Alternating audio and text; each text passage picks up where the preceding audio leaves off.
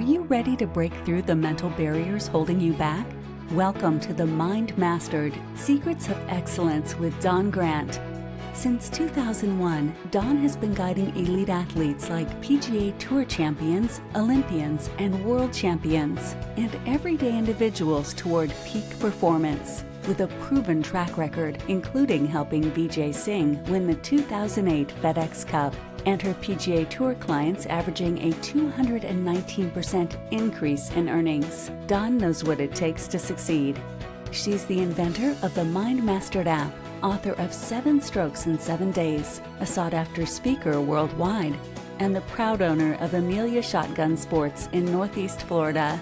Join us as we dive into powerful strategies, inspiring interviews, and Dawn's unique insights to help you excel in every area of your life, sports, career, relationships, and beyond. And now, here's your host, Don Grant.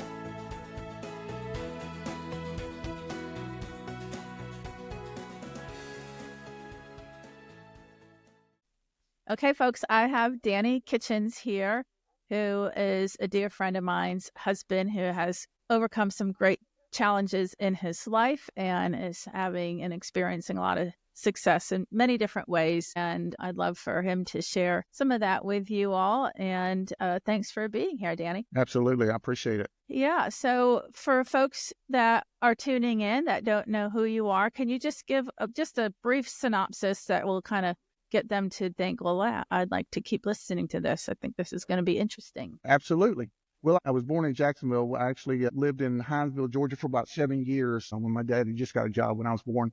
And we lived there till 1975, and he was killed in an industrial accident in a paper mill, which is kind of ironic because that's where I work now. And when he passed, we came back to Fernandina because a lot of my mom's family and some of my dad's family lived here, and we could be close to them, and they could help us. And my mom, being a single mom, of course, and then was pretty much lived my whole time right there on 11th Street, downtown Fernandina. Spent a lot of time with my grandparents, and had a lot of challenges growing up. Went to school, and with the challenges, a lot of the reason I was out of school a lot. I struggled when my dad's passing, and ended up not graduating school, but went back, got my GED, and then just started working. I mean, nobody in our family went to college. So it was like, you work and you go to the mill. So I was like, okay. So I had some odds and ends jobs while I was trying to do that, digging ditches and roofing houses with a good friend of mine, Gary Lapierre. And then was married in 1989, and I didn't have any insurance, and my ex-wife was pregnant at the time, so I knew I needed insurance. So went to work at the bag plant in Yulee, which is closed now, transferred to the mill, West Rock, Smartfoot West Rock. And started there in 92, and that's where I'm at now, 33 years. And got divorced in 95, remarried to the greatest lady on this earth, I believe.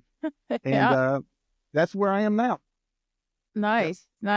Well, so what age were you when your father passed? I was 7. Yeah, so super young. Yes. Did you have siblings? I did. I had an older brother, Eddie. He was 4 years older than me. Yeah, that's one of the first big challenges that you had in your life, I imagine, right? Yeah, it was tough. And it lingered for a long time. My mom, even to this day, she's never dated, never remarried. And so she took it hard, and I learned a lot of my I don't want to say sadness or depression from watching her. She cried a lot, and then I struggled with it. I didn't know then that I needed to go talk to some people, and I did when I got older. And then I really started trying to deal with that depression and anxiety on my own. Felt sorry for myself, and I would medicate. When I got old enough when I wasn't old enough to drink, I would drink, and then just trying to escape for even if it was a little while. Well, that would be hard on any 7-year-old, but then also having a mother that was taking it really hard too, right?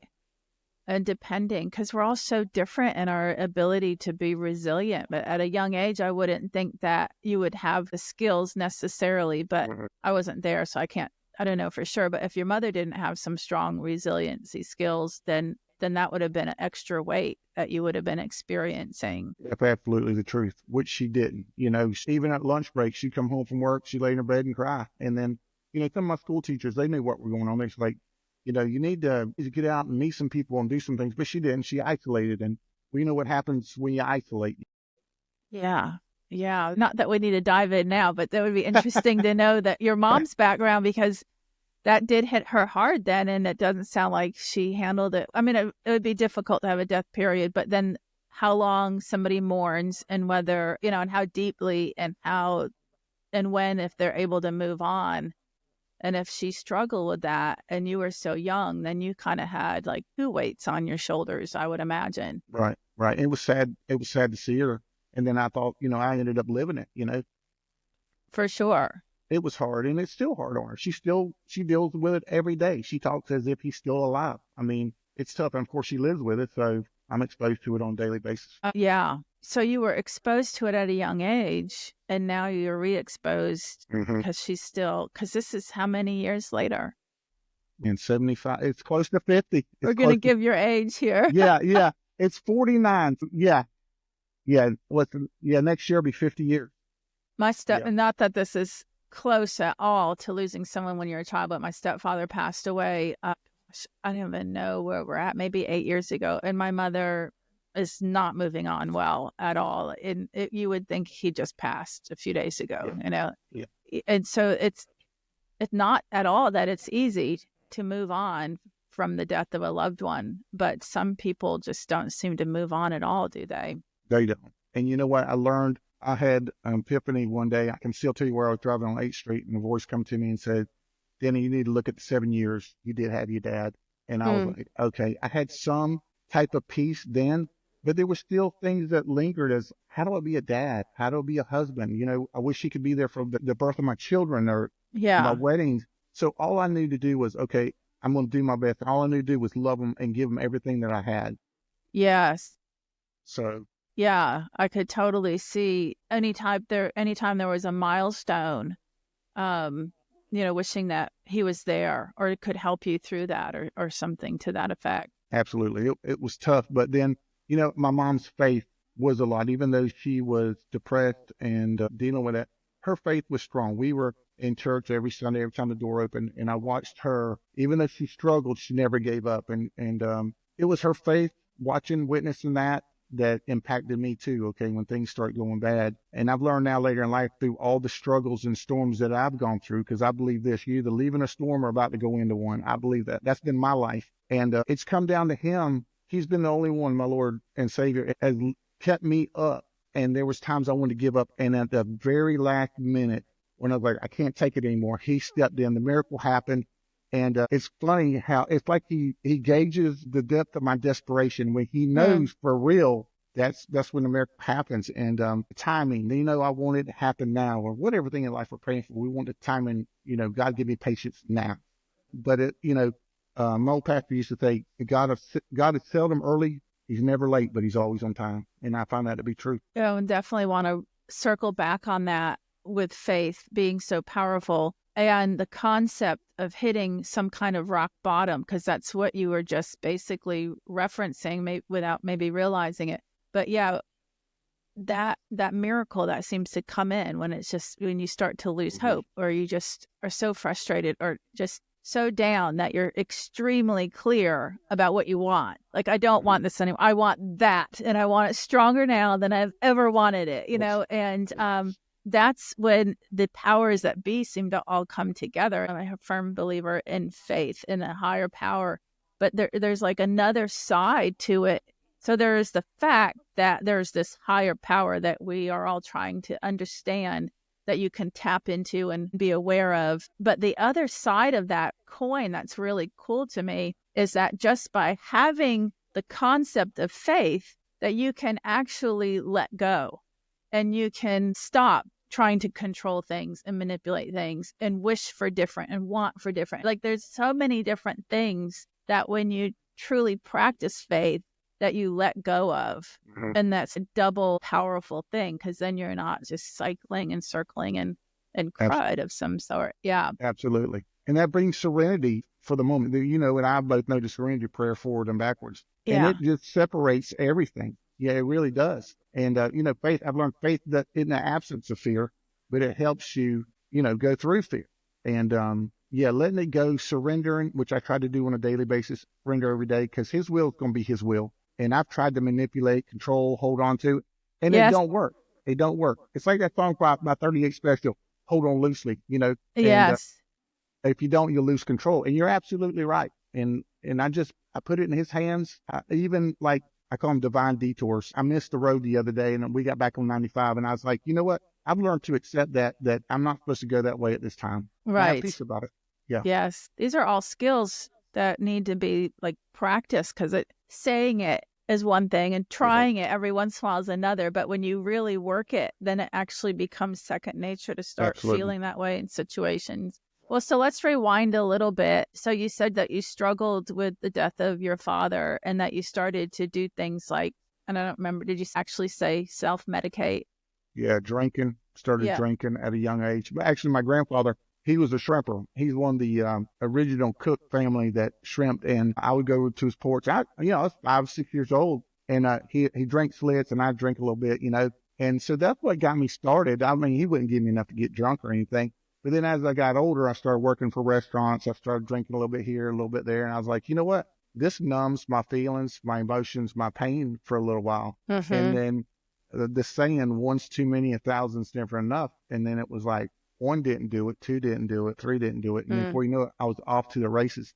And that was a disaster for a long time, but that's all I knew to do. Of course, when you're intoxicated, you laugh and then you come back down because it's a depressant. And it was a roller coaster ride for a long time. I did a lot of things I didn't think I'd do. I was involved in a lot of things I'm not proud of.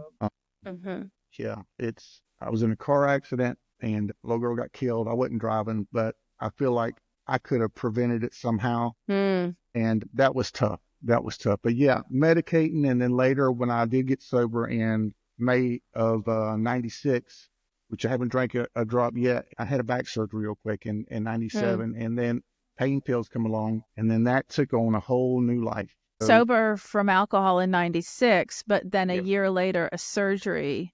Yeah. And then pain pills. Yes. Pills. Yep. Pain pills. And it took me down a slippery slope.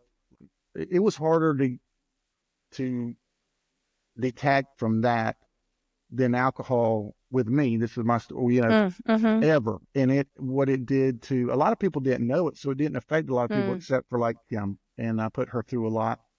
And I got clean. And then one thing led to another because I left back doors open. I didn't really close the door on it. And then this time it just about took me out big time. What do you mean this time? The second time I started using. It was August 13th of this year, I remember. And this was the bottom. I was in the hospital at River City and tears streaming down my face. And to hear myself say to the lady checking me in, I'm an addict. It broke me. It broke. Yeah.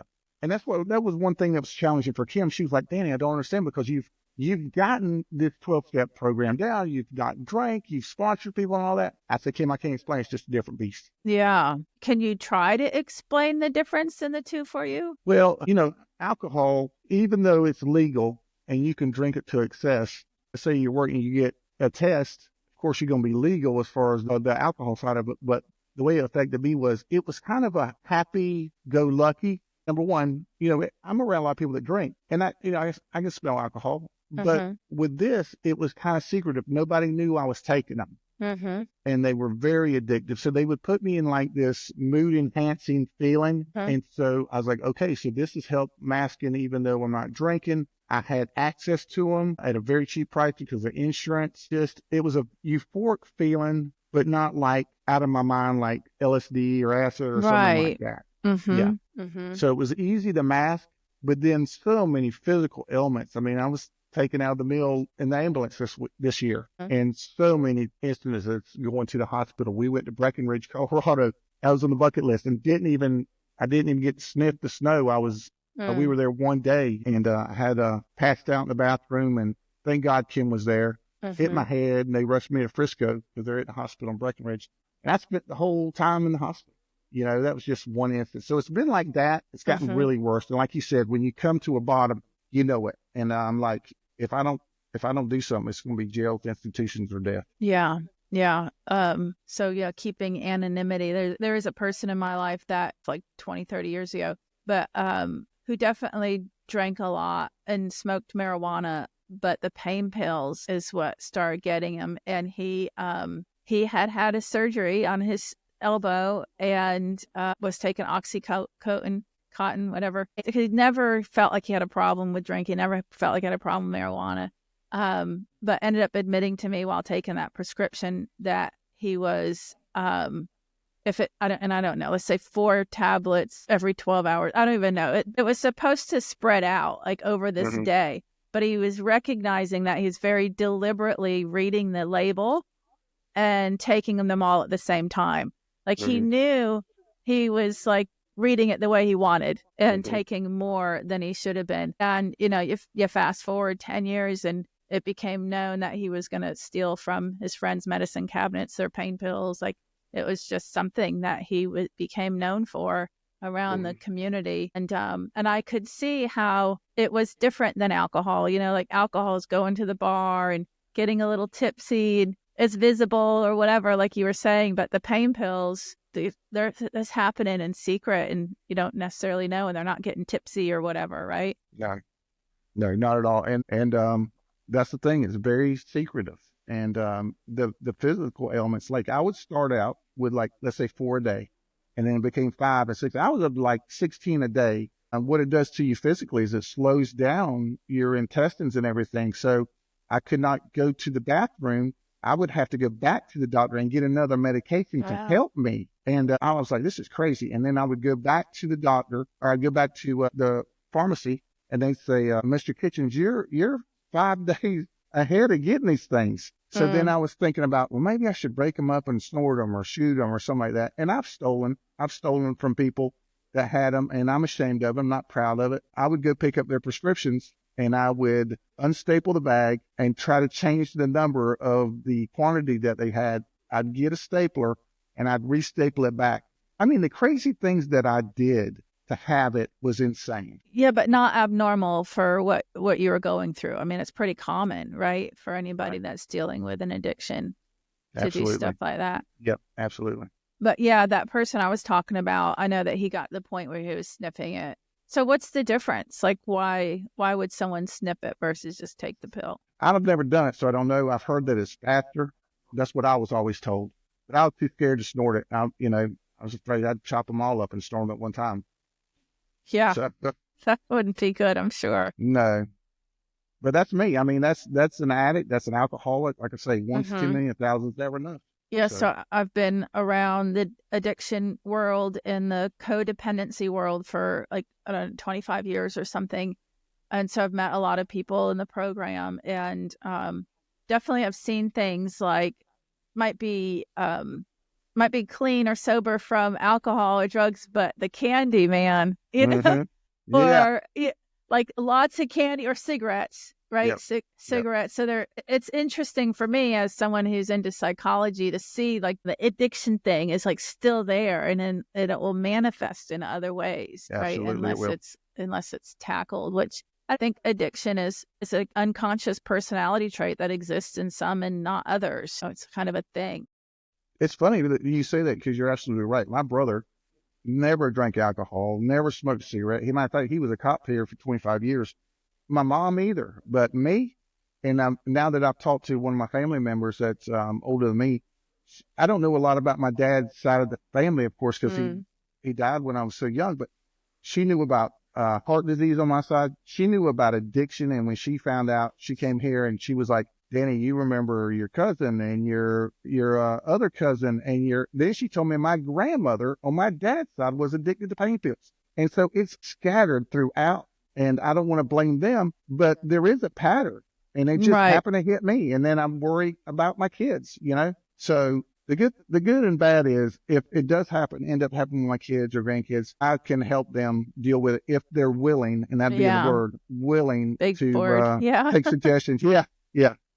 Yeah. So I was aware that there was addiction in my kids' family. So it was tough trying to figure out at what age to start talking to them about it, because I didn't want to plant seeds, to make them feel differently about their loved one, but also wanted them to be aware, because I knew they get into, let's say, high school or maybe middle school, and there would be exposure and opportunity, and that it was almost like playing Russian roulette for someone who, again, just my belief, because I do feel like it can be passed on, and it's like a trait that can be there or not be there, and you just don't know if it's there or not until it starts showing itself. You don't know. And, exposing them, what age do you do it? I know my kids got to that 12, 13. I actually took them, and a couple of my nieces too, I took them to where the accident was the night this young lady got killed.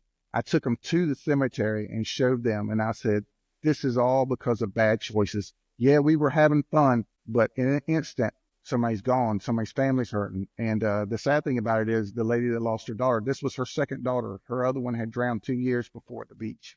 Oh gosh, that's rough. Yeah.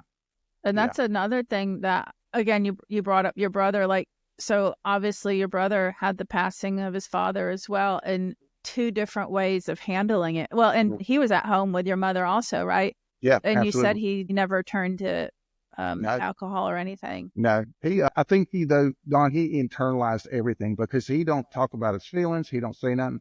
He just shoves it down. And I just wish that he would deal with it, because today it's sad to see my brother. It hurts me to get around him, because he's still going through depression. And it stems, I believe, from that, Yeah.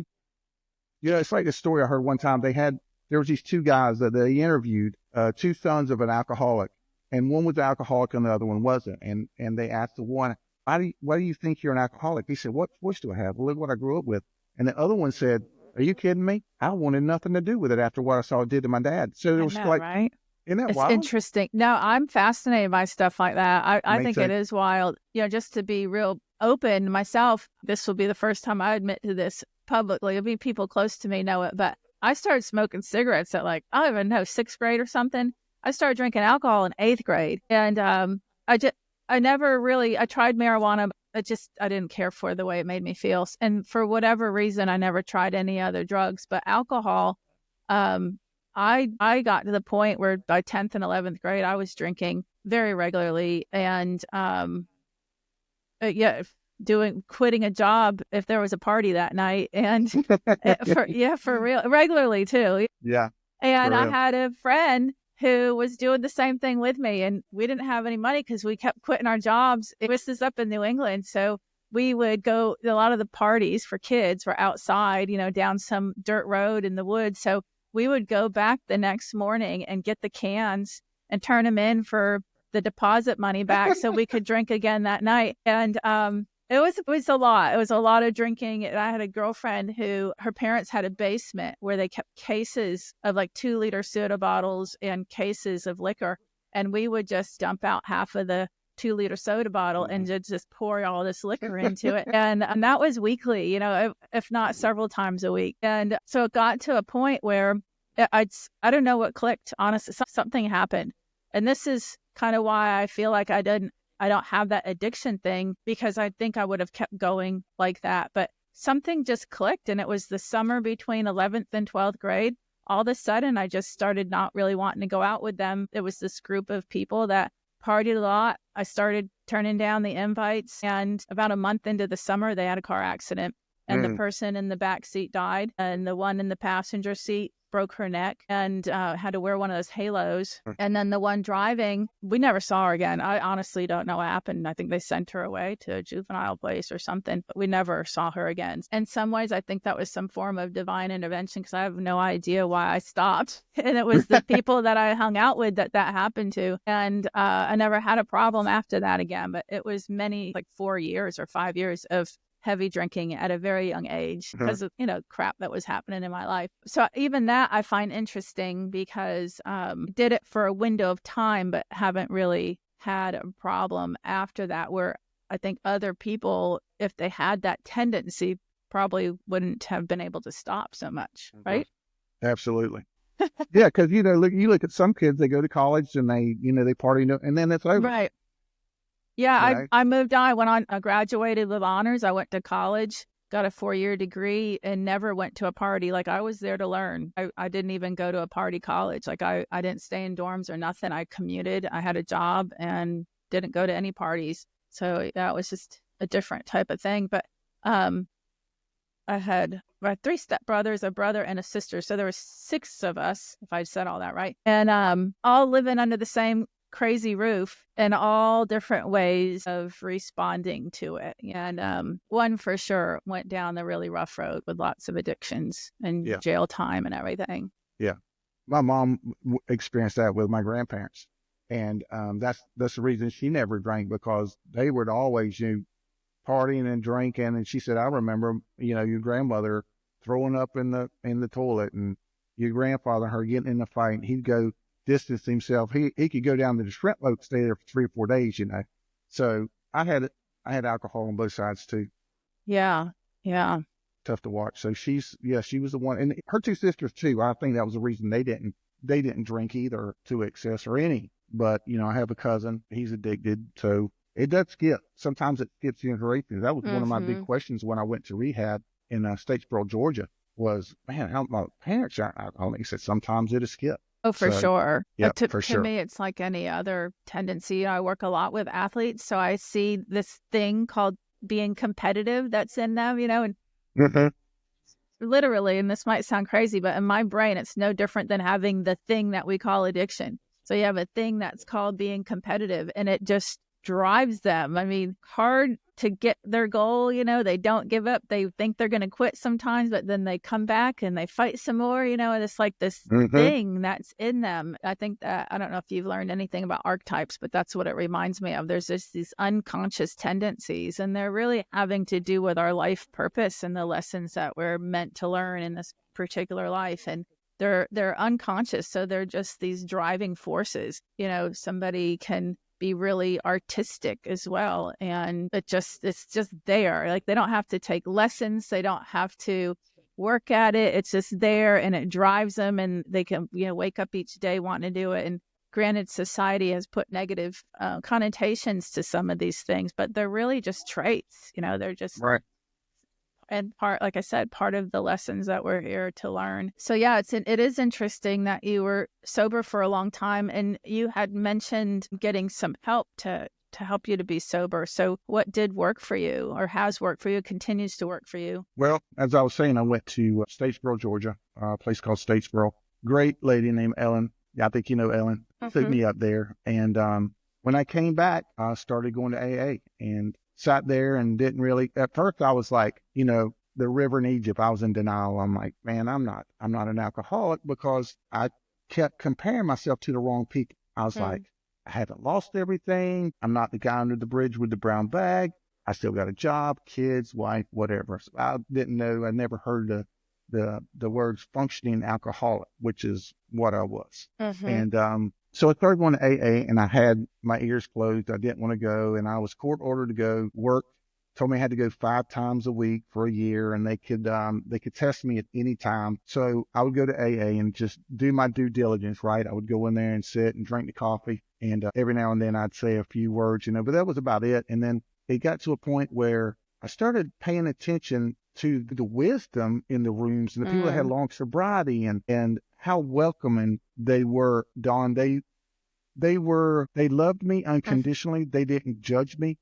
I spent a lot of time in church. A lot of times, a lot of people can be self-righteous and look down on people. And it was kind of like that, come as you are. And they accepted me no matter how bad, how ugly my past had been, no matter what I went through, the character defects, how I saw myself. They were like, okay, just keep coming back. And they loved me unconditionally. And I watched them love other people unconditionally. And I was like, you know what? These people are awesome. And then I started opening my ears, closing my mouth and opening my ears. And then, eventually got a sponsor, and that would absolutely call me on my crap. I would go to him and vent and cry and whine and try to plead a case so that the other person would get blamed. And he would just very easily say, Dan, it could have been as easy as your expectations. Your expectations, or you expected to go this way. When it didn't, you lost your mind. And expectations is a big thing with me. I keep my expectations. I learned in recovery that they say expectations is a resentment under construction. And I love that, man, because I know it. I can see it coming. And then, I've learned so much from the rooms of recovery. And, I believe I go, read my Bible, go to church, and that's one thing, as far as my soul. But as far as helping my craziness here while I'm on earth and trying to give back, I'm not perfect. I still believe haven't arrived, but I want to help somebody in the process that may be struggling. Yeah.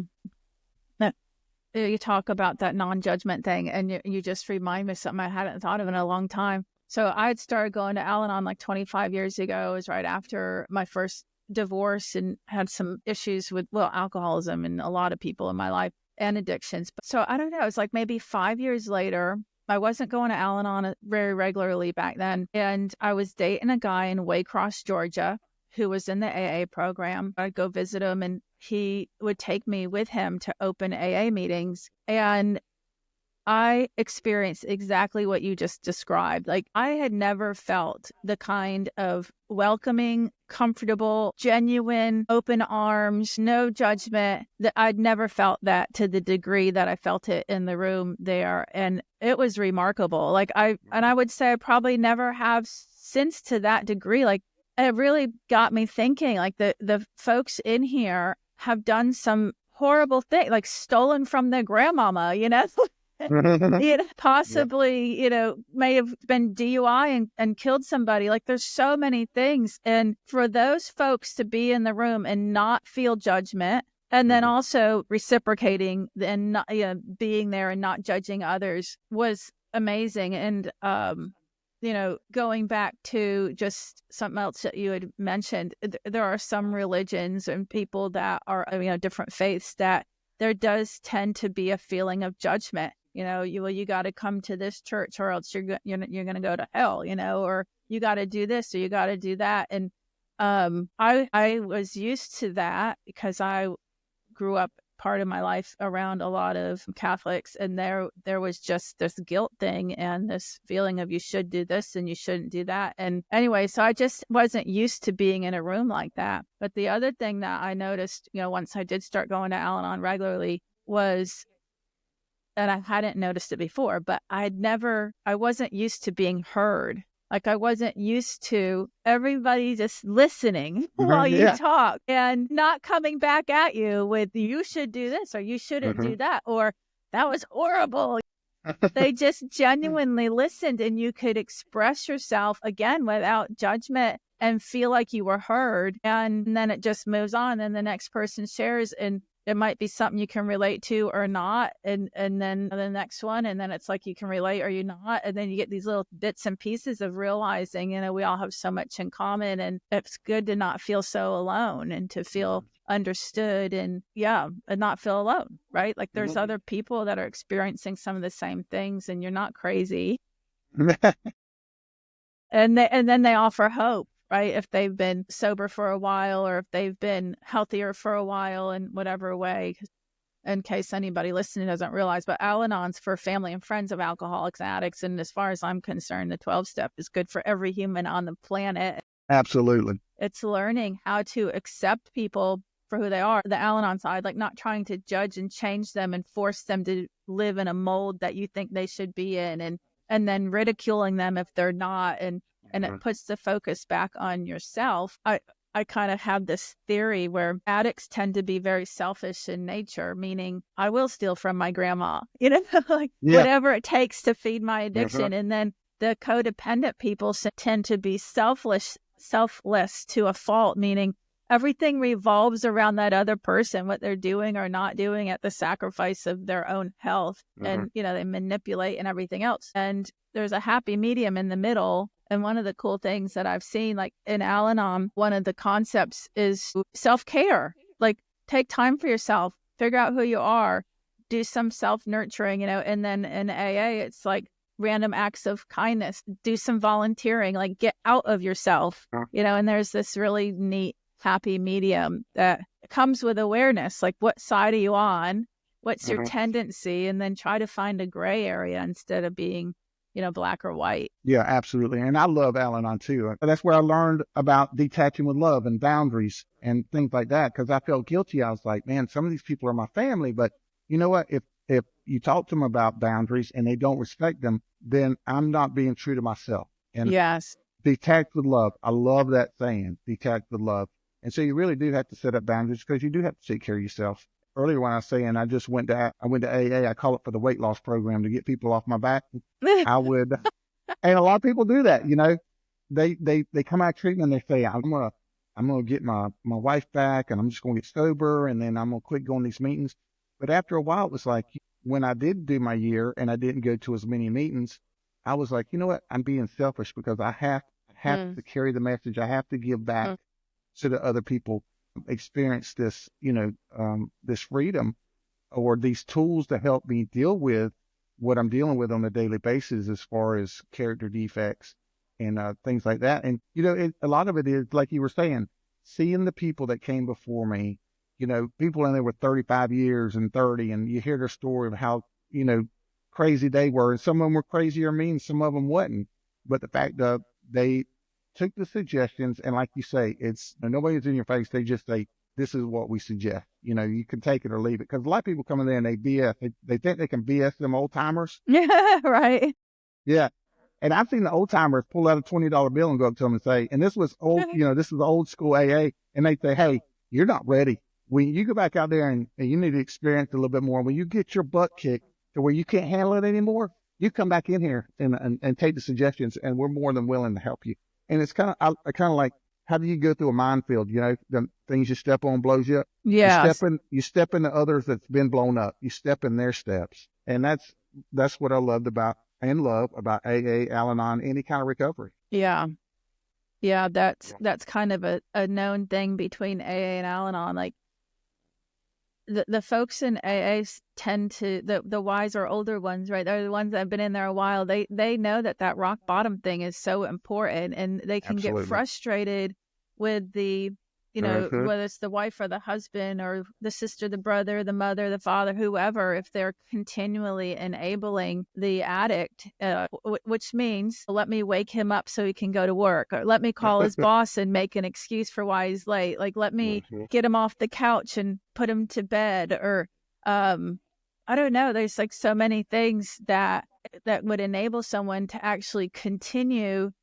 It cushions them, right? So if the wife is constantly calling into work and saying, well, he's not feeling well, or he had a doctor's appointment or whatever, the addict never hits that bottom. They have cushion all around them. So those that have been in the 12-step for a long time, they'll actually be like, I know it's hard, but you've got to detach. You've got to detach and let this person live their cycles in their life and potentially, hopefully, hit some kind of a bottom that they do survive and bounce back and come in and decide to do some other things with their life. But we actually prolong that potential, because it's not even guaranteed, right? But we prolong the potential of the recovery by enabling. It's a really interesting thing. Absolutely. Isn't it? It is. And a lot of times it's out of the selfishness of the spouse, because a lot of times they've been with this person for so long and they've lived in this certain neighborhood, and all these people have lived in the same neighborhood and they got the same social people, and they don't want to, and if he ends up, dying or going to rehab or something like that, and we break up and divorce, I'm going to lose this. I'm going to lose my social status.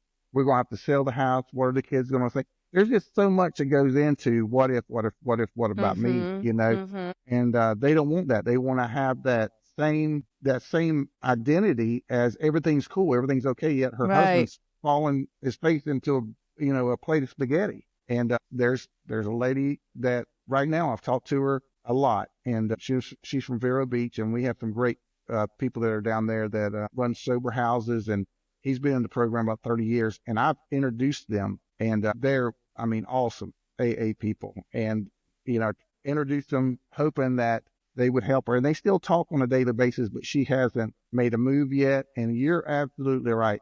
When they cushion people like that, you're right. It's prolonging them, and you just watch them. Like you say, you get them up, you go to work, and they're thinking, well, one day they'll get sick and tired of it. And some of them don't have a choice. Some of their bottom is 6 feet under, and I've seen it in AA. One of my best friends, 40 years old, had a great job in Jacksonville, had 5 kids, beautiful wife.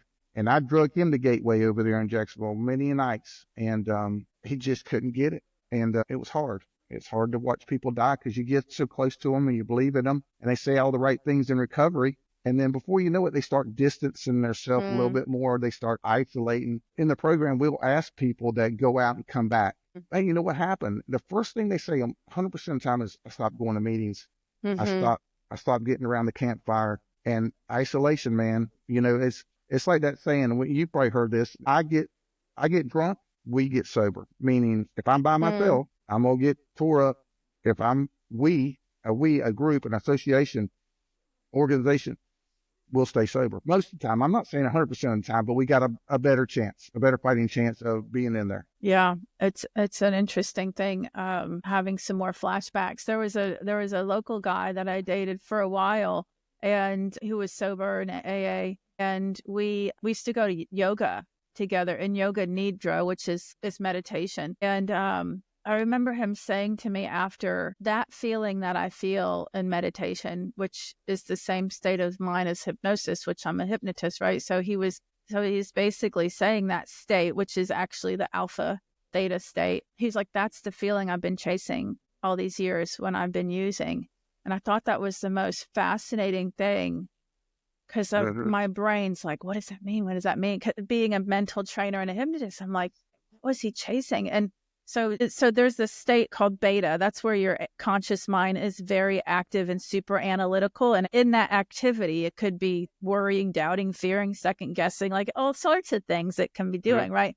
But the one level below that, as far as like on the way to sleep, so like down here is sleep delta, and up here is beta, which is full conscious like activity. And then alpha and theta are in between. So you actually pass through alpha, then theta on your way to sleep. And then again, you pass through theta and alpha on your way to conscious, fully awake. And so in meditation and hypnosis, you're either in light meditation or hypnosis is alpha, deep meditation or hypnosis is theta. So when he was like, that's the feeling I've been chasing, well, there is a euphoric feeling there, but a lot of it has to do with the fact that you're not conscious. Your conscious mind's going to sleep. You know, it's not thinking of all that crap. It's not worrying. It's not doubting. It's not fearing. It's not second guessing and all that crud thinking. Because if it's quieting down, connecting some of the dots, well, drugs and alcohol can make somebody feel great, right? But a lot of it's like they're not sitting there thinking the cruddy thoughts. Now, obviously, that can still happen, and people can have horrible things that they do if they're feeling really down while they're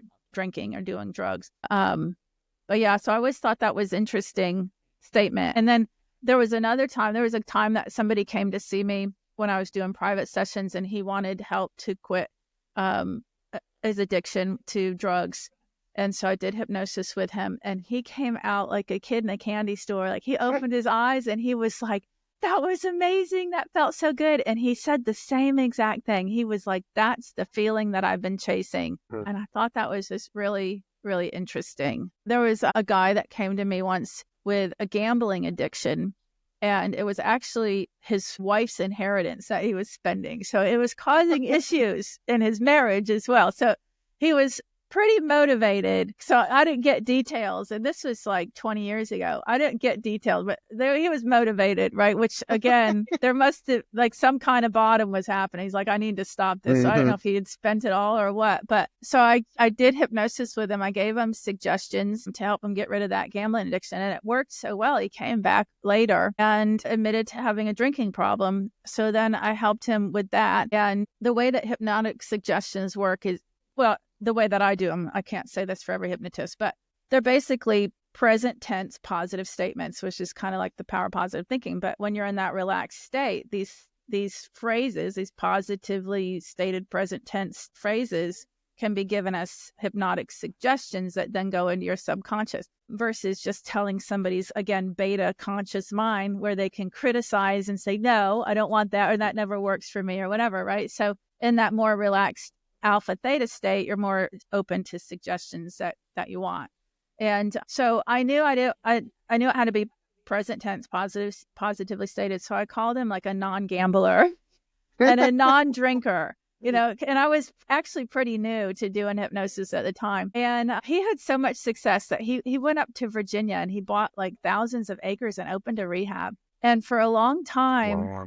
Yeah, the website was called nongamblers.com because of his suggestions. Yeah, I'm sure he's changed it. Yeah, it's so cool, though, how Well, like you said, going back in the rooms and helping, and you just never know where that's going to go. To be able to help one person can end up meaning that you're helping, well, thousands, and the domino Absolutely. effect. Yeah. Yeah. Matter of fact, the guy in Vero Beach, they used to live here, and she had a business, a catering business, and he was a longshoreman. And he drank 30, 35 years, and he would call me up drunk. He'd say, man, one day I'm gonna get you to take me to one of the meetings, and talk is cheap. I'm like, yeah, whatever.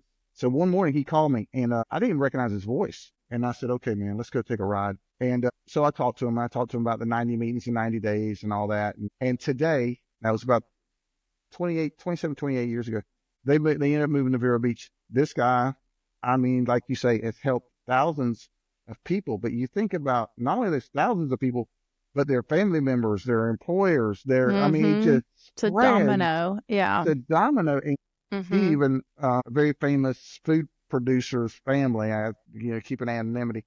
He's helped one of his sons. He flies and brings them back. He's bought houses in his neighborhood for transition houses. It's just, Wow. it's like your story with the guy that was gambling. It's just, you sit back and you're like, I'm honored that I was the vessel that God used to get him there, because he didn't even go to rehab. I mean, I had that 30-day cushion of a little bit of sobriety. He went right into AA, took suggestions, and he's been through a lot, but he didn't get drunk. He continues to help people, and it's a beautiful thing. It really is. It really is. And there was a period of time when I went to 5 meetings a week, because I had realized after my first divorce that I was just repeating patterns. I was still dating people that, you shouldn't do this and you should do that. And, why don't you call me more? Why don't you around more? Like I was so it just revolved. My happiness or lack of it revolved around that other person and what they were doing or not doing, which now I see is actually a pretty common human trait. And but I had to learn how to be different and to then want different in any relationship that I had. And anyways, when I saw my patterns repeating, I started going 5 days a week, and I love the faith part of it, because I had kind of shut out some level of faith from my life for a while there, and I liked that it was like a higher power of your choosing kind of thing. So I was able to figure that out for myself without being told I was right or wrong. Right. And then once I really started experiencing faith, I was like, wow, this is powerful, to have genuine faith and to trust it and to let go. And not that I can do it, every waking moment, but it's to go to, and I can do it a lot of the time, like a majority of the time. The bigger challenges in life, the bigger curveballs could still get me, but then I eventually come around to remember to let go and trust, watch the miracle happen, or watch the serendipitous moment happen, which is really fun.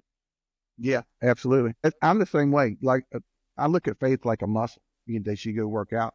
And through all the storms that I've been through, I look back on all of those and I say, okay, I really trust him a lot. I mean, more than anything. And my relationship with him, because he has brought me, my faith is, it's huge today because of what he's brought me through. I mean, Kim says all the time, I don't know how you survive. You should be dead. You should write a book. But it was him. And like I say, those last moments when I'm hanging on by my fingernails. And so I think back of those. They're always in my mind. So if it's something little, it's like, man, you got to be kidding. If it's something bad, it's like, okay. And I understand that my higher power is the same guy on the mountain that he is in the valley, that he genuinely loves me and wants to help, and he's not there to hurt or condemn any of that. Much like the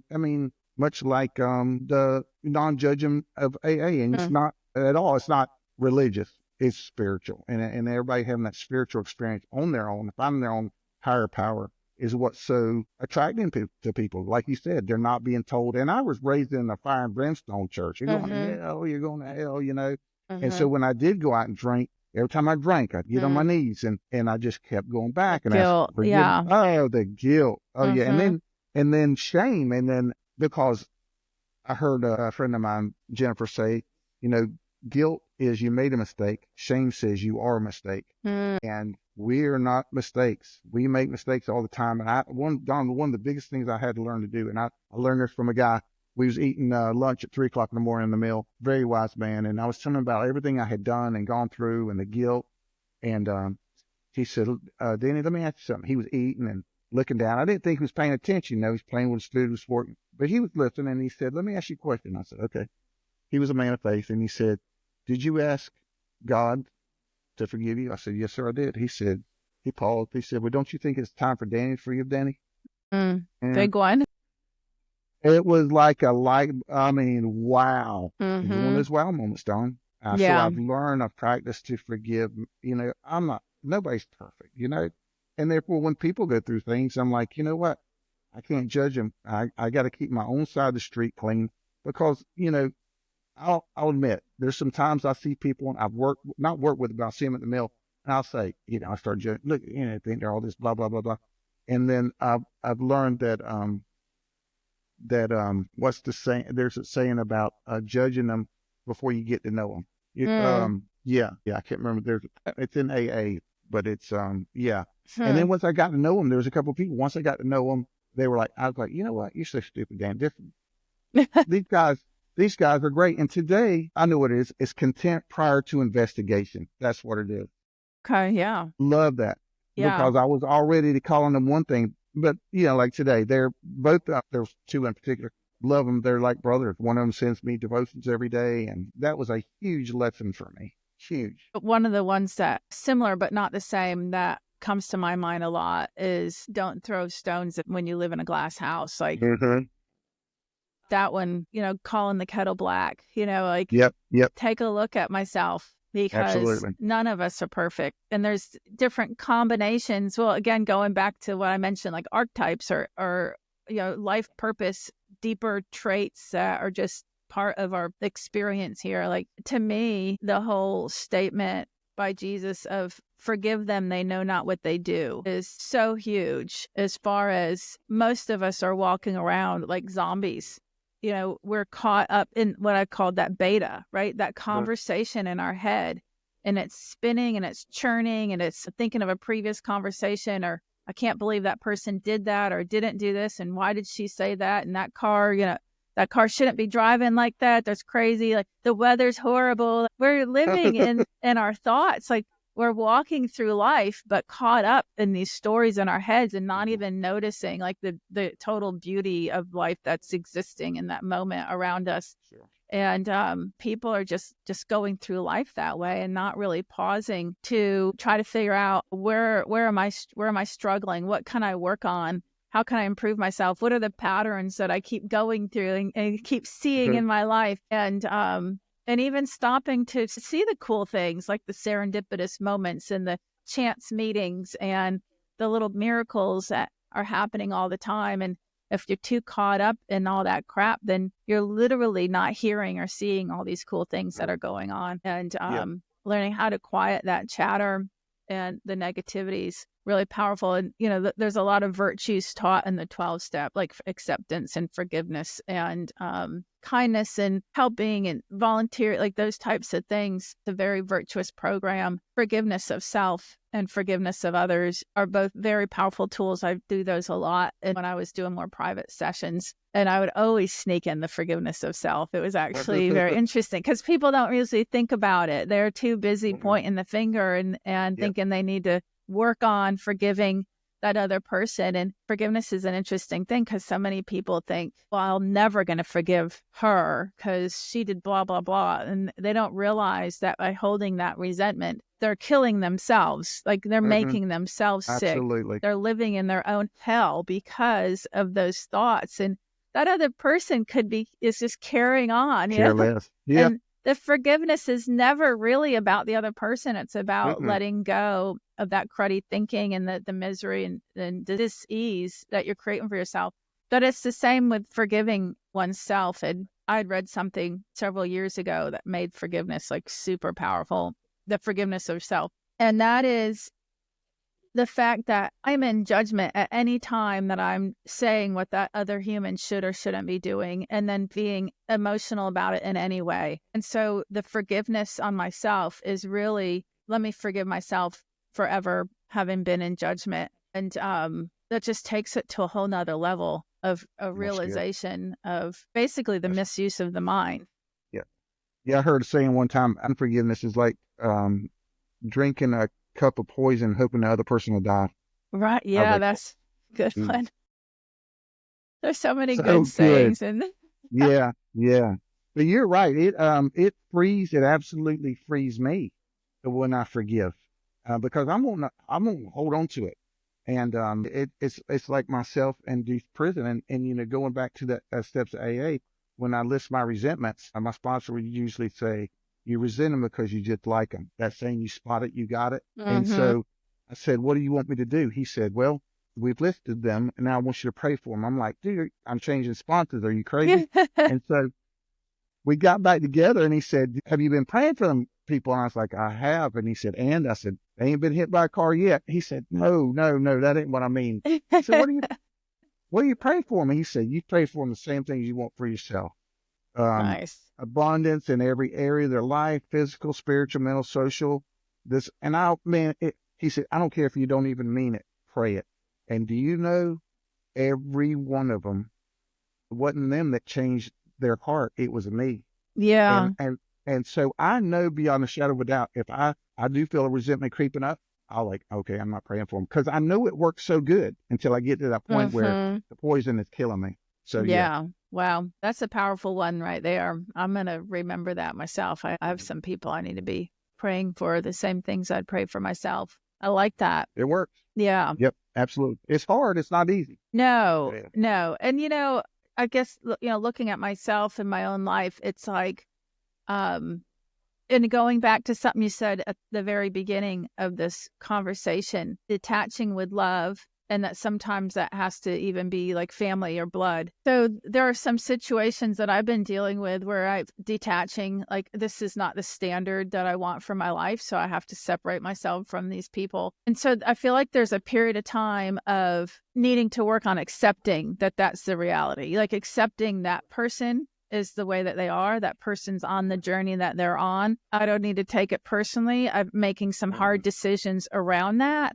because of the clarity that I have for myself and the life that I want to live, even, whether it's blood related or not, like they're in a different place than I'm at, and the different way that I want to live my life. And to me, life is very short and very fragile and very precious. And I think that has come a lot from all the work that I've done to have serenity in my life. And when you work so hard for something, I've noticed that I become very protective of it. Like this is a jewel that I have created, and it's been a freaking hard, long road to get there. And I don't want people messing with it. Like, so Right. if somebody is toxic or making some really poor choices in their life, I've got to detach and then add with work the love, right? Which is then the praying for them as well. Like to be able to detach with love versus detach with resentment or resistance with what's happening. So that's really powerful stuff there to be able to Very, not only know, but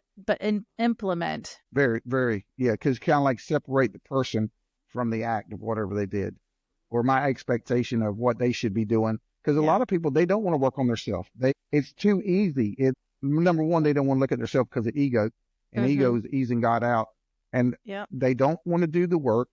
Whereas every day, if I can learn something from this, and there's an old African proverb, and I put this on Facebook, and I got a lot of pushback from it, but it's, if there's no enemy within, the enemy outside can do you no harm. And a lot of people don't like that, but I know there's an enemy That sounds inside. true to me. Yeah. I had a sticker I put on the mirror, and it said, "You're looking at the problem." I agree with that too. You pointing the finger, you've got three pointing back at you. Pointing back. Yep. That's a So big good. part of what I teach in my online courses and all that, is to be able to take a look at yourself. And, a lot of people live in, I say it's 4 options of resistance versus acceptance. A lot of people are living and I call them options on purpose because they don't know they're optional, but these are optional. And option 1 is pointing the finger and, my life's miserable because of you, or because of my job, because of my boss, because of my sister, my brother, my daughter, my son. I'm pointing the finger. And I will say that to anybody. I'll complain about it to anybody on the phone. I lose sleep over it. It's all their fault. And then option 2 is all the like, you are horrible. You're doing all the wrong things. I'm out of here. Like, you suck. I'm quitting this job, or I'm out of this marriage, or I'm leaving this town. I'm moving to a different town. Like, I'm out of here. But the finger's still pointed, like it's still them. And so then option 3 is, I'm observing something in this other person. It could be lying, cheating, stealing, manipulation, addiction, or whatever. Like they're drinking all the time. Like it could be anything. And I need to work on accepting that person for who they are. And a lot of people take that like, well, they're stealing from me or they're lying to me. I'm supposed to accept them. Well, yeah, accept that that's the reality and accept that you can't change them and accept that that's the choice that they're making for their life. And so I always say we got to work on that. That option's healthier than the first two. It's hard because you kind of purposely stay in this situation, whether it's work or a relationship or whatever, to work through your judgment of that other person. And then I may either find contentment in that situation or I move to option 4, which is I resign. Not like option 2. Option 2 is like, you're an ass and I'm out of here. Option 4 is I accept and see where you're at in your life, and I'm going to choose something different for myself. That's good. Yeah. That's And really I practice that in my life. I definitely have had kickback myself because there are people on the planet that feel like acceptance should mean, especially with loved ones, like family and loved ones, that's blood. You should accept them no matter what. Like you should. Right. I don't even know how to say it because my brain doesn't think that way. Like, I don't know, take them at anything, no matter how they treat you. I don't even understand it really. But yeah. But this option 4, looping it into what you said about praying, like resigning, accepting that they are where they're at, but now I know clearly where I want to be and how I want to live, and to each their own. That's detaching with love. Like you live your life as you choose. I love you. I see the journey you're on. I wish you well. I'm even going to pray that you have greatness in your life, but I can't be around that. No. It's like being around somebody with a cold. It's like, man, I got to get away from them as fast as I can. Yeah. Something too is I read the other day, what you're not changing, you're choosing. I'm like, oh, that's powerful too. There's so many great little sayings out there. There are, and I hang on to them because they're short and I can remember them. But most of all, praying and surrendering each day. This is my plan for what I do. And then at night, taking that inventory, do I owe somebody an apology? Where did I go wrong? Did I fly off the handle? Just being honest, and then asking the Lord to help me the next day to do better, Yes, learn so from that it. Inventory helps me a lot. Yeah. Being humble, humility, that's a big thing because then you become teachable. And when you're teachable, your mind is open, and your mind is like a parachute. It don't open. It ain't good unless it opens, right? So, yeah. So important, such an important thing to be open and have humility and know that you just don't know, right? And no, exactly. Well, Danny, you and I could talk for hours, probably like I do with your wife. Now you know. Now you know. Her and I could. We're going to meet for coffee for an hour, and 3 hours later, we're like, we should really move on with our day here. You got to join us. Yeah, I would love to. She gets so much enjoyment out of that. She comes home a different person every time. Yeah, me too. I love her. Yeah. She's awesome. Yeah. Well, she is. I do want to tell listeners that there are some free goodies on my website. It's dawngrant.com/free, whether that's mental training, access to my online course, my Mind Mastered app, or even a free golf cart at Amelia Shotgun Sports. So definitely check that out. And I know you're on Facebook a lot. You always post really cool things and very insightful and all these cool little phrases so people can follow you on there, I'm sure, right? Absolutely. Thank you for saying that. I appreciate it. Yeah. And thanks for joining me. I look forward to seeing where your journey takes you. And thanks for sharing so much and being so candid and vulnerable. Thank you. Anytime. Perfect. Enjoyed it. I learned so much from you today. Well, thank you. I learned so much from you. Well, I appreciate it. Thank you. That means a lot. Yeah.